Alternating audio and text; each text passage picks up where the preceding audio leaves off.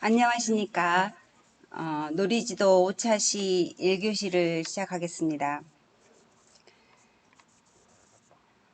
이번 오차시에서는 1교시에 놀이에 영향을 주는 요인, 그 다음에 2차시에는 구속놀이 참여 촉진하기, 3차시에는 영역별 활동 계획을 한번 살펴보겠습니다. 먼저 놀이에 영향을 주는 요인 살펴보겠는데요. 지난 시간에 잠깐 살펴보다가 이제 끊어졌는데, 영유아의 놀이에 영향을 미치는 요인을 살펴봤을 때, 영유아 개인적인 요인을 먼저 살펴보았죠. 뭐, 놀이성이라든가, 그다음에 성별, 남자, 여자, 성별, 또 연령에 따라, 또 뭐, 성격이나 기질에 따라서 여러 가지 놀이에 미치는 요인들이 달라졌는데요. 이번 시간에는 여기 있는 이제 부모 요인이라든가 또 어떤 교육 환경에서 뭐 교사라든가 또래 뭐 교육 프로그램이라든가 사회 문화적인 요인 이런 걸로 인해서 어떻게 영유아의 놀이가 영향을 미쳐지는지에 대한 것을 살펴보기로 하겠습니다. 그럼 지난 시간에 이어서 놀이 맥락적인 요인에서 부모 변인을 한번 보겠습니다. 부모가 어떻게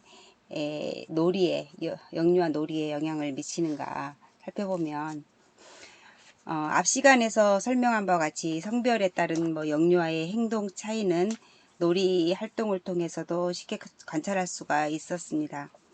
남아가 선호하는 놀잇감을 선택하는 데 있어 여아는 분명한 차이를 보인다든지 놀이의 유형이나 주제 등에 있어서도 분명 성별의 차이를 찾아볼 수 있었습니다.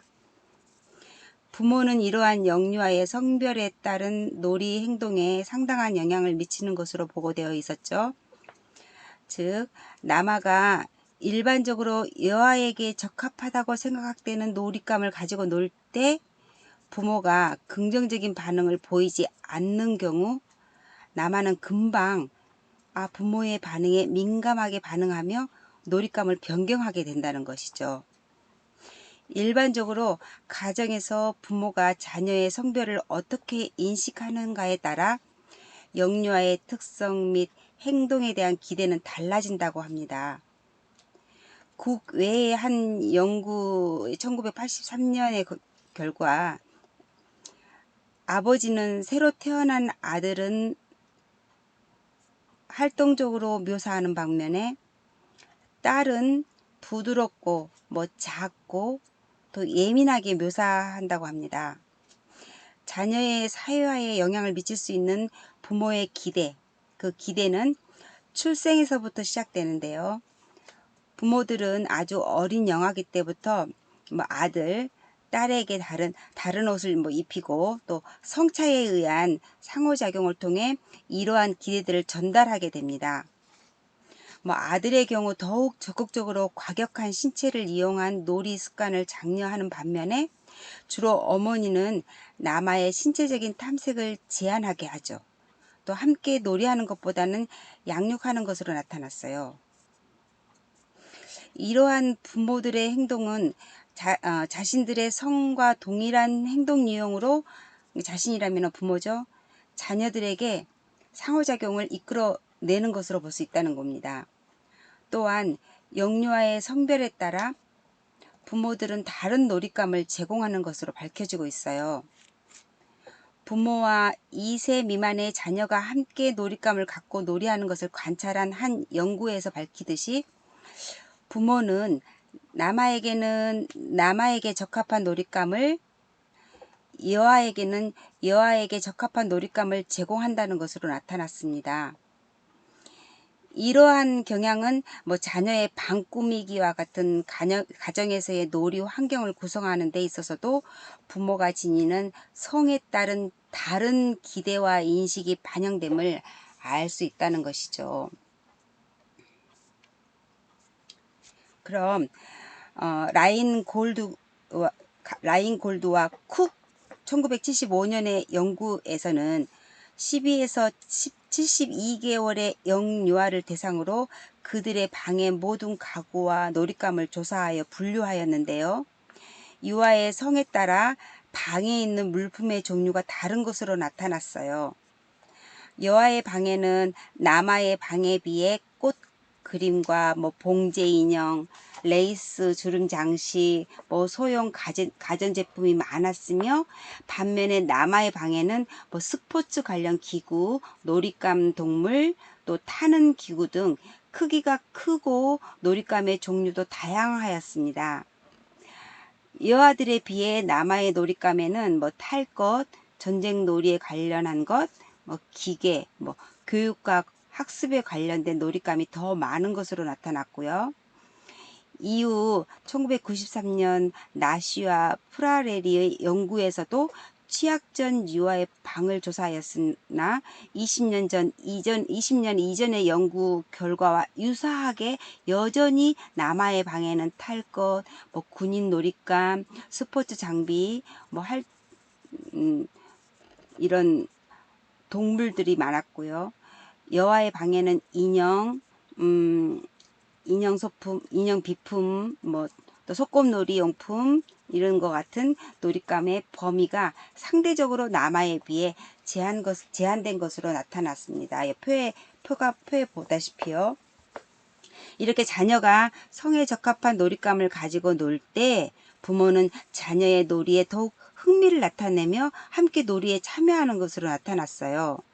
부모는 여아와 남아에게 특정 놀잇감을 갖고 놀도록 제한하지는 않았지만, 여아가 여아용 놀잇감, 그러니까 인형이나 소꿉놀이 용품을 가지고 놀 때, 남아가 남아용 놀잇감을 가지고 놀 때 더 적극적 긍정적으로 반응하고 자녀와 함께 놀이에 참여하는 것으로 나타났다는 것이죠.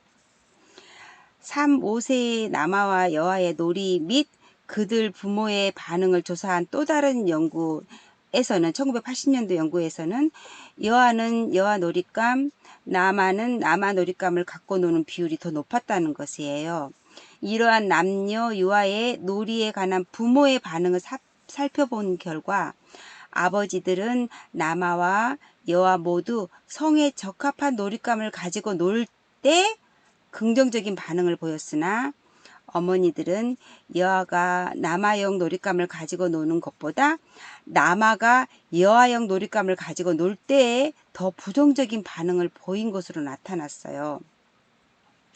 이상과 같이 남녀 영유아의 성에 따라 다르게 나타나는 놀이 행동의 특성에 부모의 영향이 크다는 것을 알 수 있다는 것이죠. 또한 부모는 직접적으로 자녀의 놀이에 개입함으로써 놀이에 영향을 미칠 수 있습니다.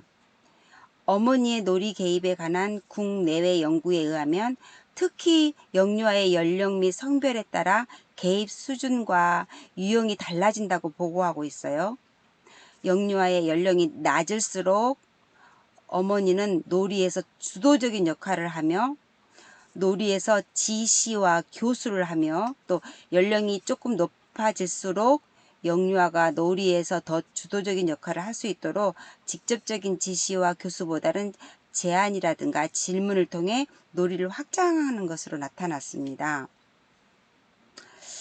2006년 서소정 연구는 어린 영아를 대상으로 어머니와의 놀이를 통한 상호작용 방식을 연구한 결과, 영아의 성별에 따라, 즉 남아에 비해 여아일수록 어머니는 놀잇감에 대한 직접적인 지시와 교수를 더 많이 하는 것으로 나타났어요. 2001년 조순옥 연구에서도 유아 극놀이에서 어머니의 참여가 유아의 연령이나 성, 교육 수준에 따라 다른 차이를 보이는 것으로 나타났어요. 유아의 연령이 낮을수록 놀이 시작 모델링, 놀잇감 제공, 직접 참여를 더 많이 하는 반면, 유아의 연령이 점점 높을수록 지켜보기라든가 지시하기, 또 질문하기, 설명하기, 추론하기 등을 더 많이 하는 것으로 나타났다는 것이죠. 이러한 결과는 어머니의 놀이활동 개입 수준 및 유형이 유아의 성별과 또 어머니의 학력 수준에 따라 달라짐을 보여준다는 것입니다. 특히 부모 자녀의 상호작용은 영유아의 놀이성과 관련이 있는 것으로 보고되어 있었죠. 예를 들면 어머니의 양육 행동이 자녀의 행동과 습관에 대한 한계 설정을 많이 보이는 경우 유아의 놀이성이 낮아졌어요. 어머니가 합리적인 지도를 할수록 유아의 놀이성이 높게 나타났어요.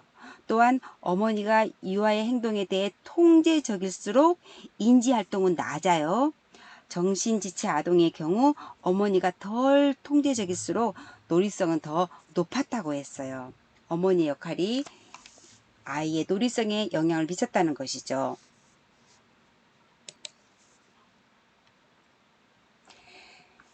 이처럼 유아의 놀이 경험은 부모와의 상호작용에 의해서 사람과의 관계와 또 사물에 대한 태도, 행동 및 가치를 결정하는 자아가 형성되기 때문에 부모의 자녀에 대한 양육 태도는 유아의 인지, 사회적 놀이 행동에 영향을 미친다는 것입니다. 유아는 혼자 놀 때보다 부모와 함께 상호작용하면서 놀이할 때 상징놀이의 다양성과 놀이 지속 시간이 증가하고 또 놀이의 수준이 높아집니다. 놀이 과정에서 부모의 구체적인 시범과 격려는 유아의 상징놀이를 이렇게 높이고 더 오래 놀이를 지속하게 한다는 것입니다. 유아의 놀이 행동에 대한 민감하게 반응하는 부모는 유아 발달에 적합하고 또 효율적인 놀이 상대가 되고요. 특히 애정적이고 자율적인 양육 태도를 보이는 어머니의 자녀는 놀이 활동 시 또래와의 협력이나 협동 활동이 증가하고요. 통제적인 양육 태도를 보이는 어머니의 자녀는 신체적인 움직임이 많아요. 거부적인 양육 태도를 보이는 어머니의 자녀들은 인지적 자발성이 줄어들게 된다는 것입니다. 다만 허용적 양육 태도의 부모는요, 자녀와 많은 상호작용을 하면서 놀이의 직접적인 모델이 되고 자녀가 성인 역할을 모방하는 놀이를 자유롭게 허용함으로써 상징놀이를 격려하게 됩니다. 이와 반대로 체벌을 가하면서 통제하는 경우 이 경우의 유아는 공격적인 행동 성향이 강해지고 또 상징놀이에 참여하는 빈도가 낮게 나타난다고 보고되고 있어요. 어머니의 부정적인 양육 태도가 유아의 스마트 기기 과몰입 행동을 높인다는 연구 결과도 따르고요. 또 어머니의 부정적인 양육 태도는 자녀의 신호에 대한 낮은 민감성과 비수용적인 태도 또 양육 기술 부족의 결과로 나타난다고 하며 부모의 온정적 양육 태도를 높일 수 있는 가족 구성원의 지지와 사회적 지원이 필요하다고 하였습니다. 또한 부모와 애착 형성 또한 유아의 놀이 수준과 관련이 있는데요. 안정 애착을 형성한 유아는 엄마가 있을 때 물리적 환경을 더 적극적으로 탐색하고 또래에게 관심을 보이며 다양한 사회적 기술을 나타내고 또 놀이 지속 시간이 길다고 합니다. 즉 안정애착을 형성한 유아는 독립적이며 더 많은 호기심을 나타내고 사회적 유용성이 또래에 비해 높다고 하였습니다. 부모의 성별에 따라 자녀와의 놀이 유형에도 차이가 있는데요. 어머니는 상징놀이, 또 아버지는 신체놀이에 더 많이 참여하고 또 상징놀이 상황에서 어머니는 딸과 또 신체놀이 상황에서는 아버지는 아들과 상호작용을 가장 많이 하는 것으로 나타났습니다. 아버지는 아들의 경우 적극적이며 과격하게 신체적으로 자극이 되는 게임이나 놀이를 장려하며 함께 노는 반면 어머니는 유아를 돌봐줄 목적으로 놀이하고 양육이죠. 아버지보다 교육적인 목적의 놀이를 더 많이 한다고 합니다. 부모는 유아에게 삶의 모델이 되고 또 학습 지도자이며 또 놀이 상대자로서 많은 영향을 주는 중요한 사람임을 알 수 있습니다. 다음은 또 유아의 놀이에 영향을 미치는 요인으로서 교육 환경을 들어서 설명하겠습니다. 영유아들의 교육 환경을 어떻게 구축하느냐에 따라서 놀이의 질이 결정된다 해도 지나치지 않을 것입니다. 그만큼 놀이는 환경과 밀접한 관계가 있기 때문에 교육 환경의 주기적인 정비는 필수 불가결합니다. 교육 환경은 유아교육기관에서 흔히 볼 수 있는 흥미 영역과도 연결이 되어 있는 것으로서 물리적인 환경으로 정의될 수 있으며 인적 환경은 주로 유아교육기관의 교직원이라든가 보조교사라든가 원장님, 하여튼 이런 교직원 등이 포함됩니다. 여기서는 교육 환경 중 영유아의 놀이에 직간접적으로 작용할 수 있는 놀이 공간, 놀잇감, 또 프로그램, 또 교사 이렇게 다양하게 한번 다뤄보겠는데요. 놀이 공간을 먼저 실내 환경으로서의 놀이 공간을 먼저 다뤄보겠어요. 놀이 공간은 유아교육기관에서 분류하고 있는 흥미 영역에 기초하여 나눠지고 있는데 놀이 영역은 여러 영역으로 나눠볼 수 있어요. 뭐 학습 영역, 뭐 발견 학습 영역, 과학 영역, 뭐 조형 영역, 컴퓨터, 수학 영역 이런 놀이 영역들은 지난 이미 시간에 살펴보았지요. 더 보면 뭐 조작, 신체, 뭐 물놀이, 모래, 소꿉, 블록, 또 음악, 동식물, 수놀이, 역할놀이, 개방 영역, 의사소통 영역, 말하기, 읽기, 듣기, 쓰기가 있겠죠. 또 목공놀이, 뭐 극놀이, 조용한 놀이, 또 작업 영역, 요리 활동, 자연 탐구, 사회 영역 이렇게 다양한 영역이 있습니다. 그 밖에도 실내 환경으로서의 놀이 공간은 유아교육기관에서 어떤 기구와 놀이 자료를 이용하며 어떻게 배열하느냐에 중요한 관건이 될 수 있는데요. 또한 바닥이나 표면은 영유아에게 알맞은 재료와 재질을 선택해야 하며 뭐 거칠고 딱딱한 재질보다는 부드럽고 위생적인 재질로 구성돼야 되겠죠. 또한 유아교육기관의 전체적인 분위기와 색상은 창조적인 분위기를 연출할 수 있는 차분하고 밝은 색상으로 편안하면서도 안정된 놀이 공간과 조화를 이룰 수 있도록 해야 될 것입니다.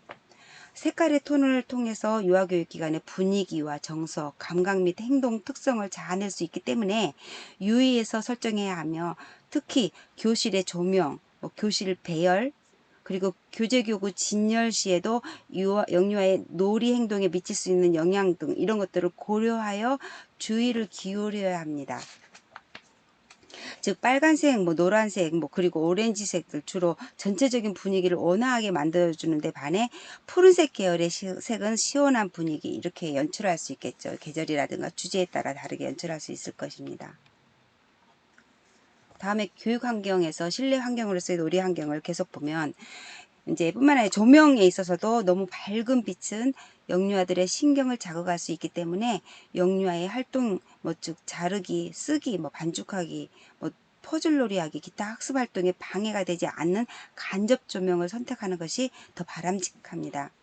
더 나아가 놀이 공간의 면적과 구성 또한 영유아의 놀이에 다양한 영향을 미칩니다. 따라서 공간의 면적과 배치가 놀이 행동에 어떤 영향을 주는지 인식함으로써 영유아의 발달과 학습에 기여하는 놀이의 유용성을 극대화할 수 있을 것입니다. 공간의 밀도는 놀이 공간에서 유아 한 명당 차지할 수 있는 넓이를 의미하는 것으로 밀집도를 나타내는 지표입니다. 일반적으로 유아 한 명당 0.56평은 아주 조밀한 수준이며 유아 한 명당 1.96평은 조밀하지 않은 상태라고 할 수 있겠죠.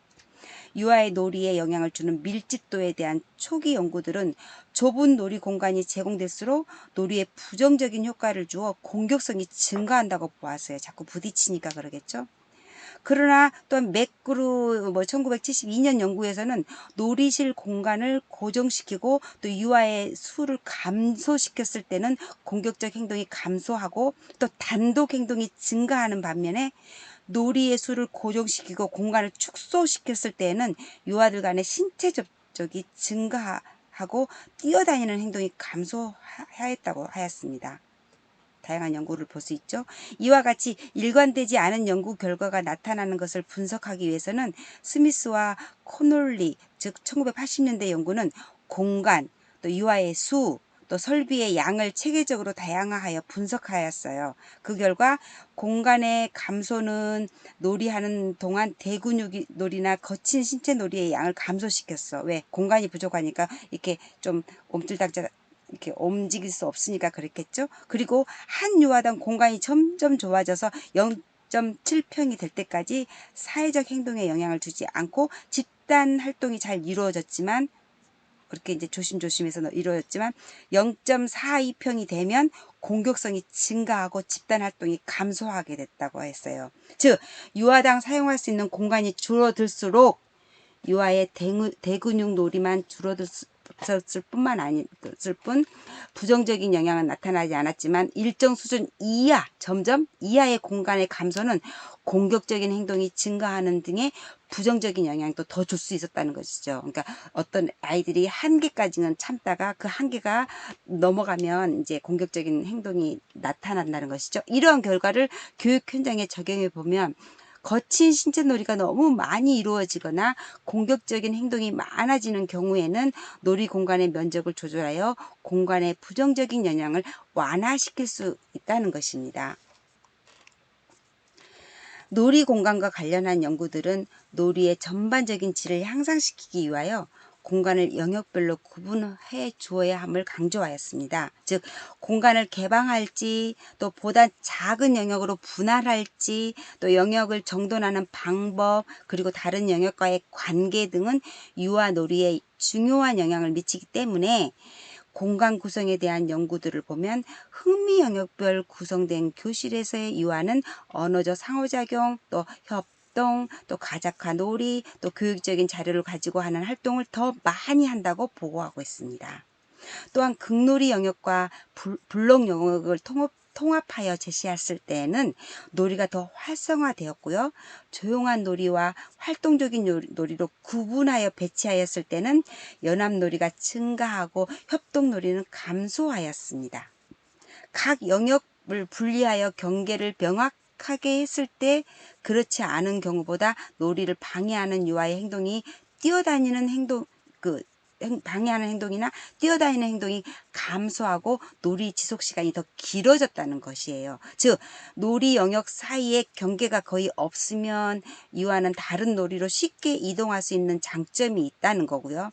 영역 사이에 칸막이나 가름대를 두어 영역 구분을 분명히 하면 소음과 시각적 분산을 감소시킬 수 있어서 유아들이 활동에 더 집중하여 사회적 상호작용이 더 많이 일어나며 또 거친 신체 놀이가 감소된다는 경향이라는 것이죠.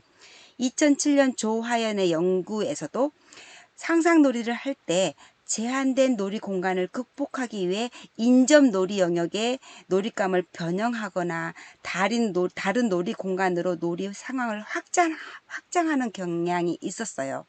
그러나 이런 행동은 적절한 놀이 행동으로 인정받지 못하였대요. 유아들은 이를 극복하고 조절하려는 다양한 시도를 하는 것으로 나타났다는 것이죠. 나름대로.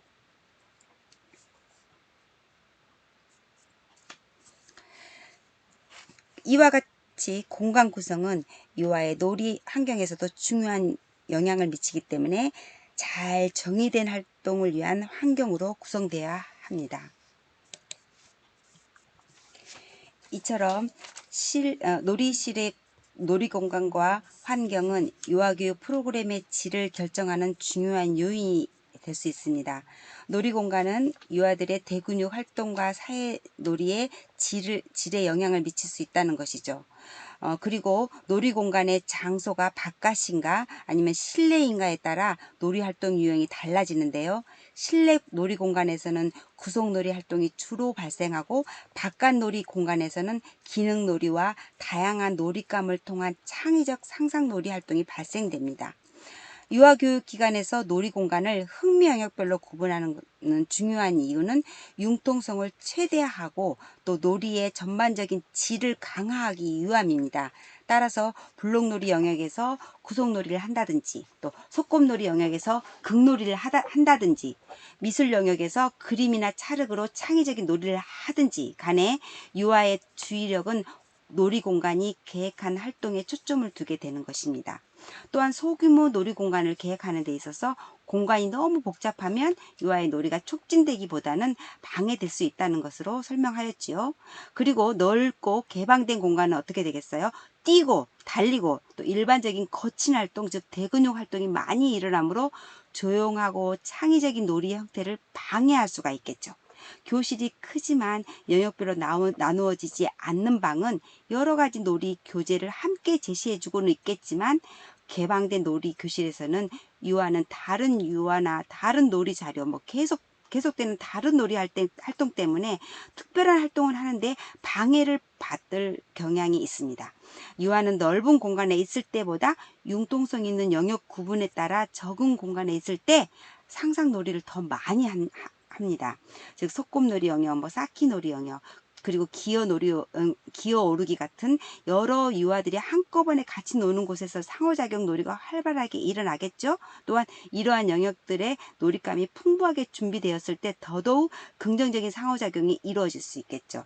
또 친구들 간의 상호작용은 모래놀이 영역, 물놀이 영역, 미술 영역, 언어 영역에서 적게 일어나게 됩니다. 이러한 영역에서는 혼자 놀이가 많고 유아들 간에 서로 어떻게 상호작용하는지에 대해서 알려주는 자극이 적게 되게 되겠죠.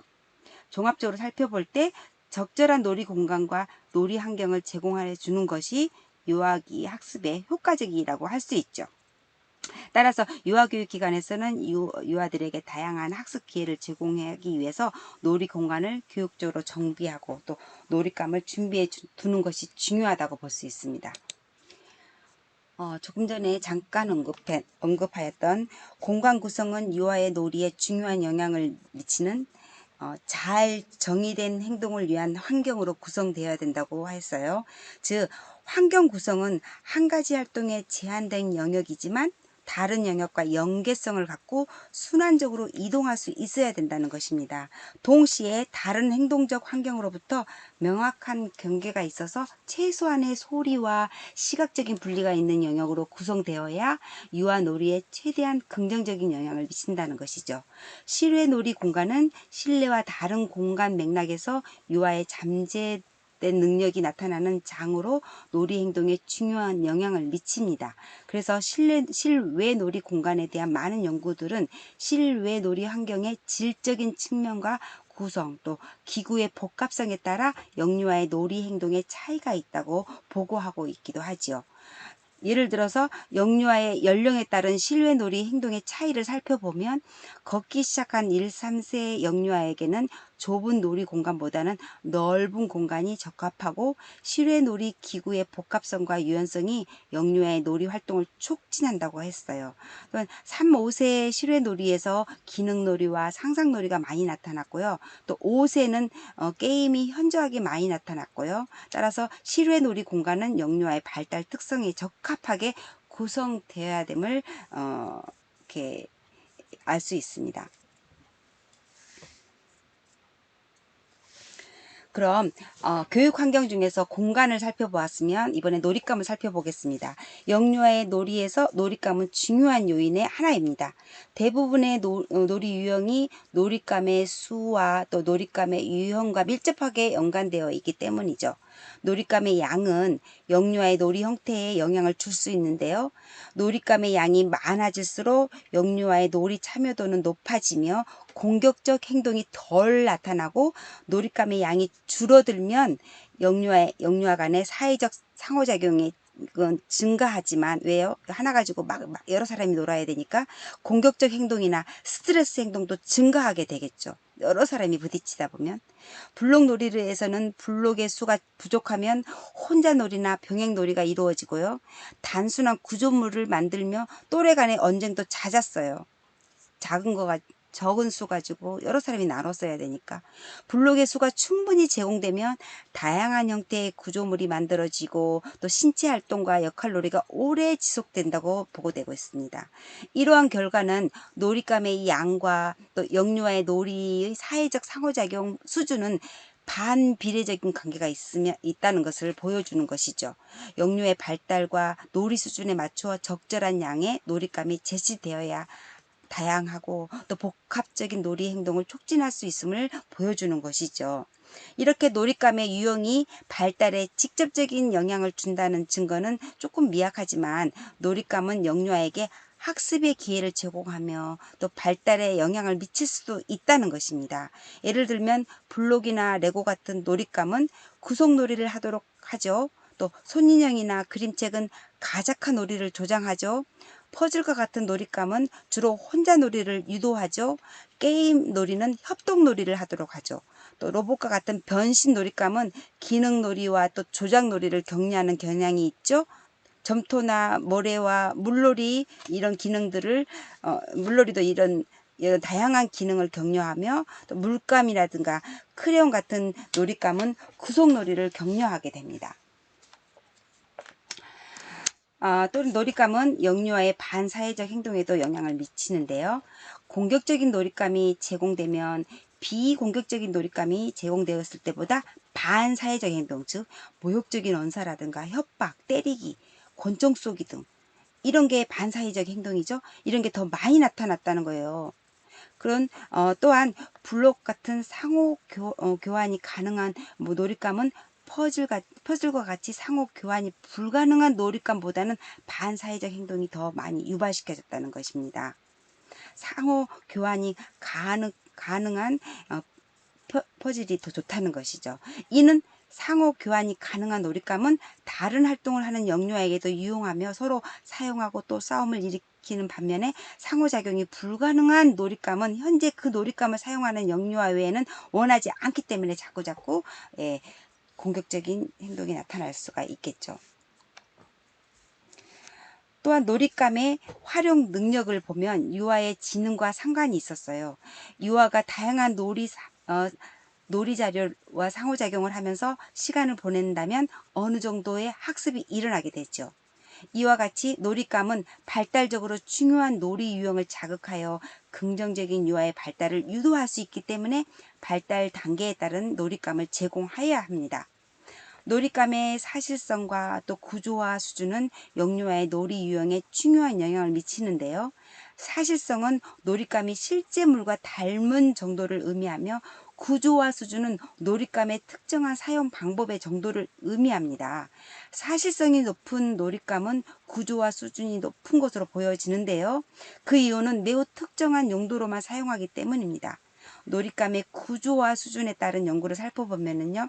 나이 어린 유아의 경우 구조화가 높고 사실적인 놀잇감이 주어졌을 때 더 상상놀이를 많이 하게 된다는 것이죠.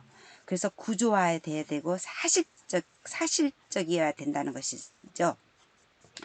5, 8세 유아의 경우에는 구조화가 낮은 놀잇감이 주어졌을 때는 상상놀이를 더 많이 해야 했다는 것이죠. 왜? 자기가 스스로 상상하여 더 많은 것을 구조화시키려는 노력을 하기 때문이죠. 나이 어린 영아들보다는요. 구조화가 높은 놀잇감은 놀잇감의 기능대로만 상상놀이를 하는 반면에 구조화가 낮은 놀잇감은 상상놀이 주제의 다양성을 이끌어낼 수 있다는 것이죠. 그래서 어린 유아보다는 나이 높은 유아가 구조화가 낮은 놀잇감에서 상상놀이 주제가 다양하게 이끌어내진다는 것이죠. 이해할 수 있지요. 또한 사실성이 높은 놀잇감은 전반적으로 2, 6세의 연령에서 사실성이 낮은 놀잇감보다 더 가작한 놀이를 더 많이 하도록 하는 경향이 있다는 것이죠. 사실성이 낮은 놀잇감은 4, 6세 유아들에게 더 많은 창의적인 가작화를 하도록 하는 경향이 있습니다. 다시 계속 설명을 하면 사실성이 높으면 딱 사실적인 것을 제공해 주기 때문에 낮은 연령에게 더 적합하죠. 사실성이 낮으면 유아가 연령이 높은 유아들은 그 사실성에 도달하기 위해서 더 상상놀이를 많이 한다는 것이죠. 또 구조화를 딱 시켜놓은 놀잇감을 나이 어린 연령에게 주면은 상호작용이 잘 일어나요. 자기네끼리. 하지만 구조화가 낮게 제공해주면 높은 연령의 유아들은 이 구조화를 시키기 위해서 또한 더 많은 상상을 발휘하여 놀이를 한다는 것입니다. 그러니까 반비례되지요. 높으면 낮고 낮으면 높고 이게 반비례적인 것이죠.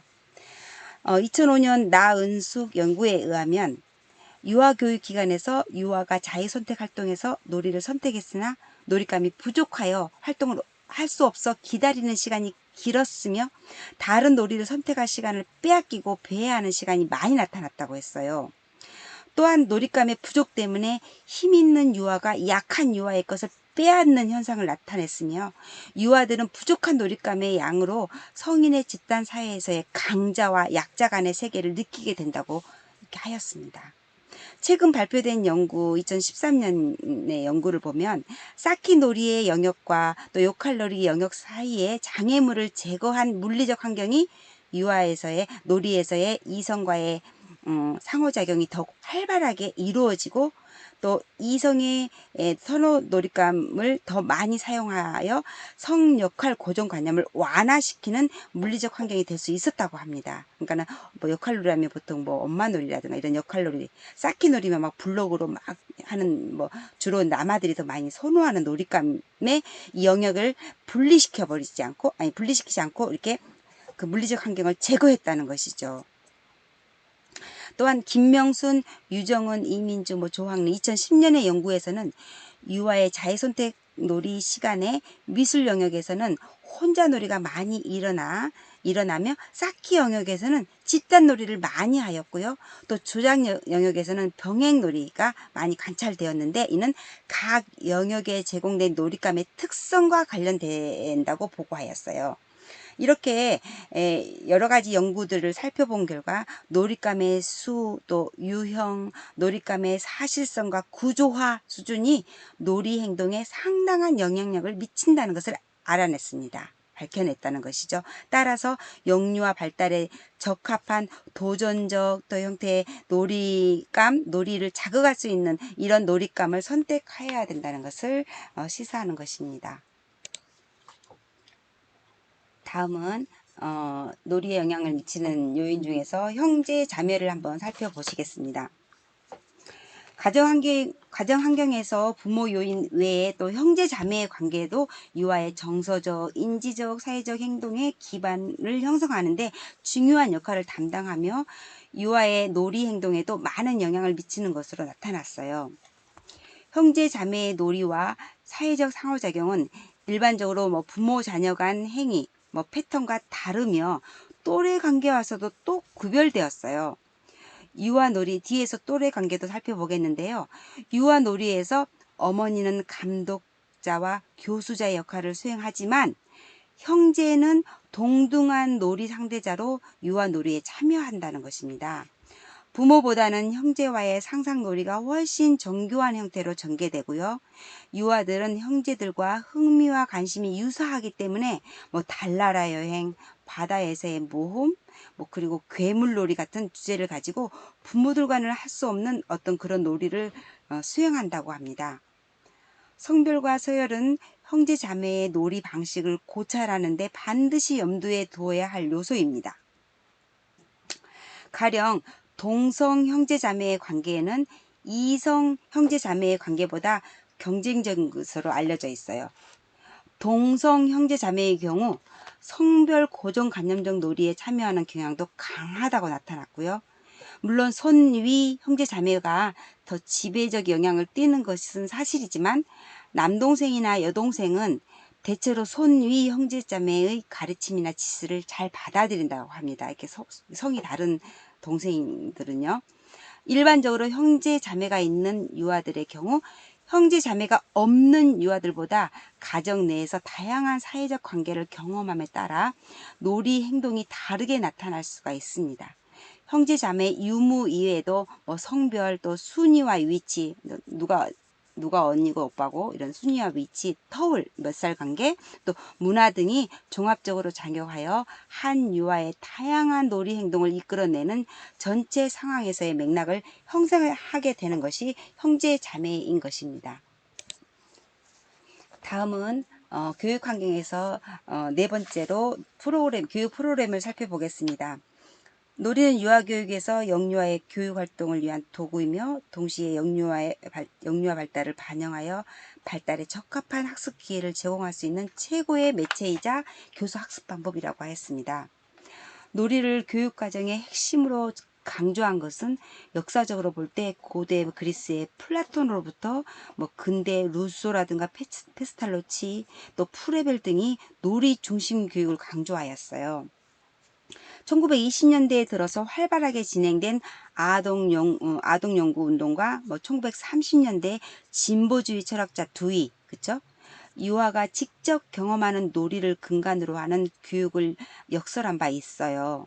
그러나 1960년대 학업 성취를 강조한 사회 분위기와 맞물려 유아교육에서 유아 놀이에 대한 비중은 점차 축소되었으며 기초 학력 습득을 위한 준비 교육에 관심을 쏟게 되어요. 이에 깊은 우려를 보인 학자들은 유아기 놀이가 교육에 있어 중요한 요소이며 교육 매체로서 놀이를 강조하기 위해 미국 유아교육협회, 즉 NAEYC죠. 미국 유아교육협회가 표방하는 교육 프로그램의 발달의 적합성과 또 피아제 및 비고츠키의 이론에 근거한 구성주의 프로그램에 대한 관심을 두기에 이릅니다. 이러한 유아교육계의 관심과 노력들은 놀이를 다시 교육의 중요한 위치로 올려놓게 됩니다.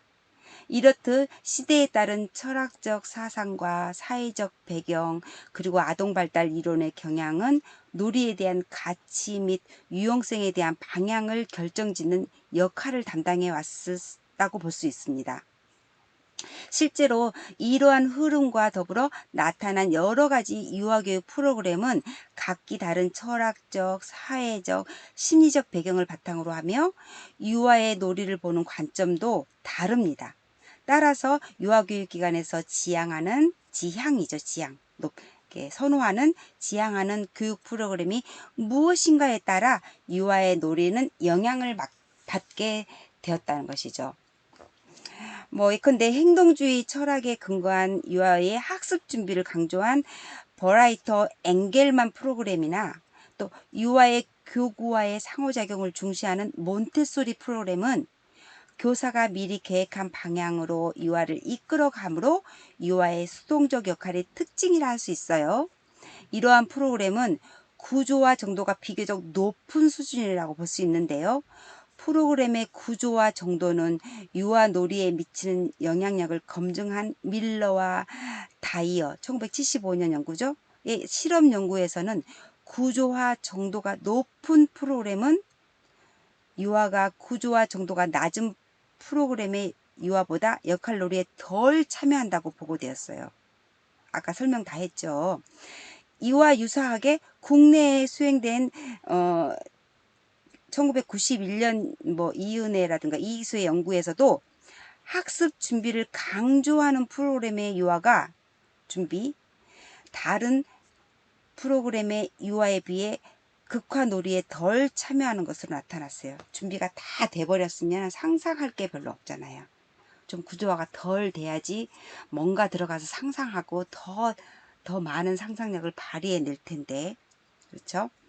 그래서 1990년대 이후 유아교육 과정에서 통합적 접근을 강조하는 학자들은 유아의 경험과 활동을 통합적으로 연결시켰을 수 있는 가장 효과적인 방법으로 놀이를 강조하였어요. 이러한 관점에 근거한 프로그램들, 예를 들어서 프로젝트 접근법이라든가 레지오 에밀리아 등이라든가 이런 것은 유아의 흥미와 관심사를 주제로 유아 주도의 활동을 근간으로 한 다양한 탐색 및 조사 활동을 격려하고 구성이나 표상 활동을 적극 활용하며 또 전시 등의 반성적 활동을 통해 교육의 효과를 극대화하고 있습니다. 예컨대 유아의 흥미를 중심으로 주제를 선정하여 활동을 전개하는 프로젝트 접근에 근거한 프로그램의 유아는 교사가 미리 단원이나 학습 요소를 결정하여 진행하는 전통적 교수법을 취하고 있는 프로그램의 유아들보다 놀이에 노출이 많이 되고 참여하는 비율이 현저히 높은 것으로 나타났다는 거예요. 또한 유아 주도의 개방적 비구조적 교육과정에 근거한 상호작용 이론의 프로그램에 다닌 유아가 다른 프로그램의 유아들보다 훨씬 놀이에서 사회적, 구성적 수준이 높은 것으로 제시된 연구가 있어요. 즉 서로 다른 교육 철학이나 목표를 지향하는 프로그램의 유형에 따라 유아 놀이의 양상이나 수준의 차이를 가져오게 된다는 것을 알 수 있다는 것이죠. 2007년 연구에 의하면 문채련이라든가 정영수 연구에 의하면 유아교육 프로그램이 구조적일수록 유아의 극적인 놀이의 빈도가 적어요. 교사는 시범이라든가 설명, 통제, 지시적인 단순한 역할을 하며 그렇게 했다는 것이고요. 또 비구조적일수록 유아가 활동을 주도하는 빈도가 높아져요. 비구조적이라는 것은 교사가 시범이라든가 설명, 통제를 덜 한다는 것이죠. 그래서 빈도가 높아져요. 유아가 활동하는 빈도가. 교사는 도움을 주거나 칭찬하는 것에만 역할을 했다는 것입니다. 한편 영유아의 놀이는 프로그램의 형태뿐만 아니라 프로그램의 질적 수준에 따라도 달라질 수 있다는 것입니다. 학자들은 유아교육 기관이 표방하는 프로그램의 질적 수준에 따라 영유아 놀이의 형태나 내용, 또 복잡성, 또 지속 시간 등이 달라질 수 있음을 제시하였는데요. 일반적으로 프로그램의 질은 여러 가지 다양한 지표들로 구성되어 있는데요. 프로그램의 질은 기간의 전반적인 측면을 모두 포괄하는 지표로 질을 측정하여 나타내는 방법과 또 질과 관련된 특정 차원, 예를 들어서 뭐 교사 대 아동 비율이라든가 뭐 집단의 크기라든가 교사 아동 상호작용 같은 거, 그런 것들을 추출하여 측정하는 방법이 있어요. 구체적으로 프로그램의 질적 수준과 유아 놀이와의 관계성을 밝힌 국내외 연구들을 보면요. 뭐 홀로웨이, 뭐 라이츠할트, 뭐 에릭슨은 기관의 질적 수준과 유아의 자유놀이 상황의 관찰을 통해 프로그램의 질적 수준이 높은 기관의 유아에게서 높은 집중도가 나타남을 보고할 수 있어요.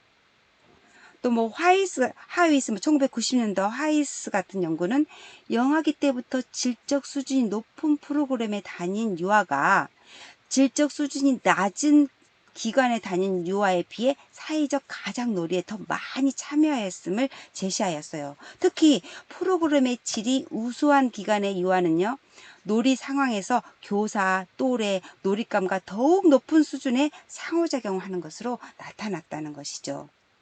이러한 결과는 국내 연구에서도 유사한 양상을 보여요. 유아 교육의 질적 환경과 또 유아의 놀이 형태와의 관계를 분석한 1992년 박하윤 연구를 보면 교육 환경의 질이 좋은 기관과 그렇지 못한 기관에 대비한 결과 교육 환경의 질이 높은 기관에서의 유아는 사회적 상호작용 놀이라든가 인지적 놀이라든가 사회 인지적 놀이 등 모든 놀이 수준이 높은 놀이를 많이 하였다는 것으로 나타났다는 것이죠. 그래서 유아교육기관의 질에 따른 유아놀이 놀이에 대한 그 연구를 밝힌 걸 보면 질적으로 우수한 기관의 유아가 그렇지 않은 기관의 유아들보다 훨씬 구속놀이와 역할놀이에 더 많이 참여하였으나 또 우수하지 않은 기관의 유아는 놀이가 아닌 행동에 더 많이 참여하는 것으로 나타났다고 보고되었어요. 한편 또 다른 연구에서는 유아교육 프로그램의 질과 또 유아의 사회적 놀이 간에 높지 않다는 관계도 나타났는데요. 이러한 결과에 대해 유아의 놀이 관찰하는 교사가 유아의 사회적 놀이를 어떻게 인식하고 있으며 또 어느 정도 지지하는가에 따라 다르다는 것을 역설적으로 보여주는 것이에요. 이러한 프로그램의 질이 유아의 놀이 수준이나 참여에 직접 영향을 주기보다는 교사 매초로서에 관해 교사가 어떤가, 교사를 매개체로 하여 간접적인 영향을 준다는 연구도 있다는 것이죠. 이제 이후에 살펴볼 건데요. 교사에 대해서는 예컨대 뭐 교사가 놀이에 참여하는 수준이 어린이집의 질적 놀이 수준과 뭐 관계가 있다라는 것인데요. 이 부분은 다음 시간에 더욱더 깊이 살펴보기로 할 거예요. 여기까지 살펴본 것이 이제 교육 환경에서의 유아 놀이에 영향을 주는 것이었던 것이죠. 그래서 놀잇감이라든가 공간이라든가 또 부모라든가 교육 프로그램이라든가 이런 것들이 놀이 맥락에서 유아의 놀이에 영향을 주는 요인이라고 살펴보았습니다. 이제 살펴볼 거는